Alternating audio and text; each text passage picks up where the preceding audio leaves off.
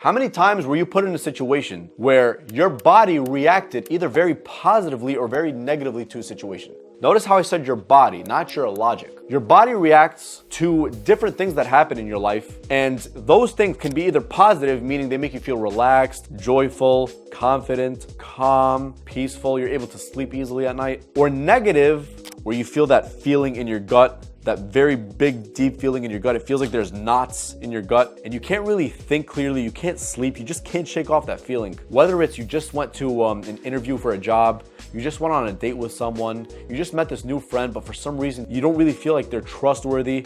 Listen to that feeling. Don't ignore it, because here's the thing. That feeling is actually coming from your subconscious mind, and your subconscious mind controls 90% of your life. Your conscious mind, which is your logical mind, your analytical mind, your short-term thinking mind, that only creates 10% of your life. The part that you're not even consciously aware of, the thing that controls your dreams, your thought patterns, your beliefs, your values, the way you respond in relationships, the way you relate to others, your intuition, your creativity, that controls 90% of your life. So by that logic, if 90% of our life is controlled by our subconscious, shouldn't common sense say that we should listen to our subconscious when it comes to big things in our life, right? Long-term thinking type of things, big decisions, choosing a partner, choosing one career versus the other, living in an area where you're gonna get the same pay in both areas, but in one area you feel better in, you just feel like you're more clicking there more, versus another area where you're like, I don't know. You're just like, I don't know if I should live here. So that being said, why is it that we aren't necessarily taught about these things? We're not taught about these things because, number one, we're always taught to make sense of things and to keep us safe and to make sure we're choosing the right choice by asking our friends, our colleagues, our parents, our cousins, our neighbors what their opinion on something is. When the funny part is, when we ask those people about their input, sure, they may and most likely will have at least some degree of good input, but guess what? Their input is going to be based on their experiences, their belief systems, their values, their relationship patterns, how they were when they were a kid, how they were treated by their parents when they were a kid, their goals, their long-term goals, their creativity, their imagination, but not yours. So the mistake that a lot of us make, not only do we not listen to our gut, but when it comes to big life decisions, we consult people who are both not even like us. Many times they don't even know our beliefs and values. They don't even know what's best for us, at least on a subconscious level, at the very least. Now let me tell you this about the subconscious mind. You ever have that gut feeling where after you talk to someone, after you talk to a new person you just met, after a job interview for a company that you applied for, you really wish you wanted to get in, after you've been on a date with a person, your body reacts in a weird way. It's like, I don't know if I should trust this person. I don't know if I like this person enough. I don't know if I like this job enough. You know what that is? That's your subconscious mind turning over an idea to you. It's all the shit that's buried on the bottom that you can't even see, that you're not even consciously aware of. You're not even consciously thinking about. It's your subconscious mind turning over an idea to you. That's the textbook meaning of a gut feeling. Listen to this. Don't you dare ignore your gut feeling, because guess what? Oftentimes, not always, but more times than not, your gut feeling about someone or something is accurate. Here's why. Just like we said earlier, your gut feeling is all about what? Your values, your relationship patterns, your childhood patterns, the way you respond to things, your creativity, your intuition, your belief systems, your long-term thinking. That's all subconscious. And just as we said, your gut feeling is your subconscious mind's way of turning over an idea to you. When you have a bad gut feeling about someone or something, it's because your body is letting you know, it's literally warning you that that person or thing is conflicting with the shit that's on the bottom. Hidden, actually, not necessarily on the bottom, but hidden, the subconscious stuff. And so when that happens, we should listen to it oftentimes. Now, even though it is not 100% accurate 100% of the time, right? I mean, nothing is, basically. We should still listen to it, because more times than not, it's trying to tell us that there is a conflict between your values and what is important to you and your long-term thinking in terms of your life goals and this situation or this person or this job or this person you just met. You just can't really trust them. Like, it's like they're giving you a friendly vibe, but it's like, I can't trust this person. Why? It's because of that. But listen to this also. Sometimes our subconscious can become tainted because of bad things that have happened in the past. And so when we come across something that kind of looked like it, that's where our subconscious can kind of hijack our brains and say, oh shit, this is exactly like the other person or that other situation. I'm definitely leaving.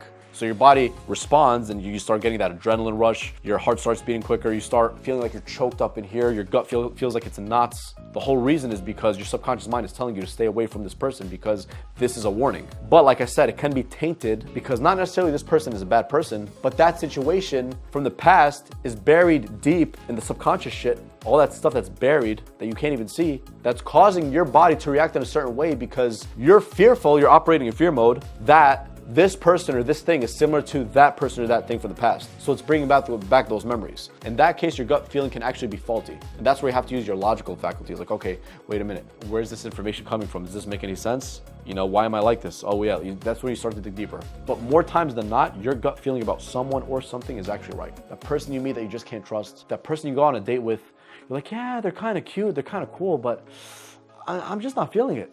Or that job that you go on an interview for, you were really excited to go in, but after the interview, you're like, they seem like they're gonna give me the job, but I mean, it's cool.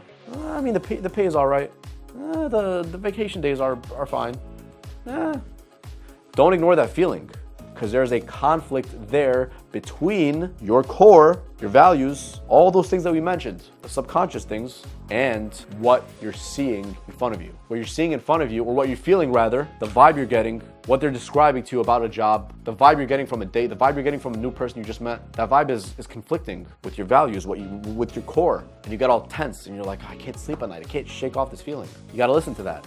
Now here's the thing, we're not really taught to depend on our gut feelings on things that we can't necessarily see. It's like your friend will recommend a person for you. They'll be like, oh, this person's cute, this person's this person's that. But then you're like, you go out with them, you're like, yeah, I'm not sure if, I mean, yeah, they're cute, they're this, I'm not sure. That conflict. Oh, this is a really cool person, you'll love him. You hang out with him, you're like, yeah, he's a cool guy, but I don't know, I don't really feel like I want to see him again. I don't really feel like I can trust him. This job, it seems pretty cool and all, but I'm not sure.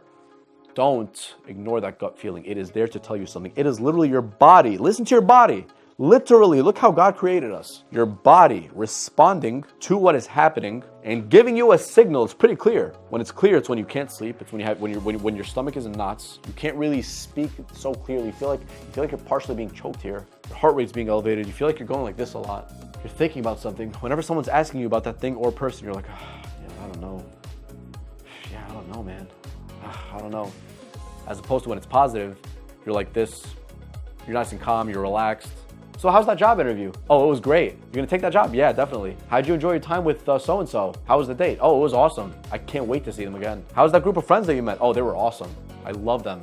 I love the energy they give off. Whatever. You see the difference? Basically, man, the gist of this whole video is, or basically sis, if you're a girl watching this, listen more to your gut feeling when it comes to the big things in life, but also use logic when it comes to things that you're not 100% sure about, or things that don't necessarily add up fully, even in the gut. I'm not necessarily talking about logic, where you can't really make a decision on something because of fear or things like that, because that's different. That's not always the gut feeling. So the gist of the story is, yeah, follow your gut more and use your logic for the right things. But the main takeaway is just don't only use your logic for certain things, because oftentimes, not always, many times it's faulty. Your logical faculties could be faulty. Yo, why don't you take that job? It pays more than your current job by $20,000. I don't really want to take it. I'm not gonna feel comfortable there. I don't feel emotionally comfortable there. I'm not saying not to challenge yourself, because it's completely different. So that being said, learn to listen more to your body than you currently do if you're not used to that, if you're used to only thinking about things logically, especially when it comes to dealing with others. There's vibes, there's things called vibes. You can't logically think about vibes, you feel the vibes. You go into a room, sometimes you don't really feel like you're welcomed, even though there's no logical evidence to support that. No one necessarily frowned in your face and gave you a weird look, not necessarily.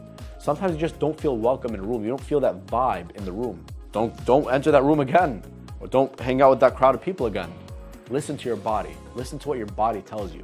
It's a very underrated thing, and not many people are talking about it. I wasn't taught these things growing up, but now because I know better, I've done work on myself, I did research, I read, I consumed better quality content, and plus I matured and more experiences in life and more wisdom. That's what caused me to start carving my own path and listening to my gut more when it comes to situations like these. And I want the same exact thing for you.